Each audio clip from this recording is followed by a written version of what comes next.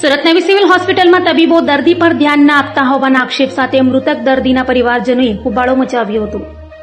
સુરત નવી civil hospital ફરી વિવાદમાં આવ્યું છે તો આ વખતે સિવિલ હોસ્પિટલ પર ગંભીર બેદરકારીના આક્ષેપો કરાયા છે.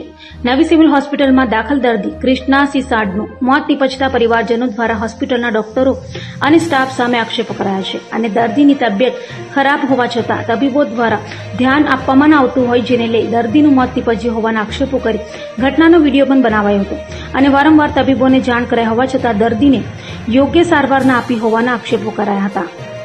यहाँ पे सिरिंज निकली, खून निकला, सिस्टर को 4 बार बोला, डॉक्टर को 4 बार बोला, फिर भी यहाँ पे कोई इलाज करने आया नहीं. मुझे ये पेशेंट एक तो जिंदा चाहिए, नहीं तो तुम सबको जमा करवाऊंगा. सीधी बात है. हाँ, उठाओ ये पेशेंट को उठाओ. हेलो, इधर से तो हटाने का ही नहीं. सिविल में आपको जिसको बोलना बोलो. चाहे नहीं यार सिविल में पेशेंट इनकी वजह से मरा है. मेरा बाप इनकी वजह से मरा है. मेरा बाप इनकी वजह से मरा है. बंद नहीं होगा भाई, अब बंद नहीं होगा. हाँ वीडियो चालू है. इनका भी ले, हाँ सब मैडम का चेहरा ले. मैडम को मैंने बोला ना, रिक्वेस्ट लेके मैडम निकालो.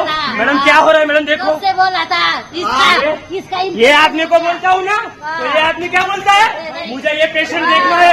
हेलो, मैं तेरा पेशेंट छोड़ दूँ, मैं तेरा पेशेंट छोड़ दूँ. सिविल ये में आदमी ये बोलता है मैं तेरा पेशेंट छोड़ दूँ. हाँ यार सिविल में चाहिए भागो ना, यहाँ पे खड़े रहो, मैडम यहाँ पे खड़े रहो.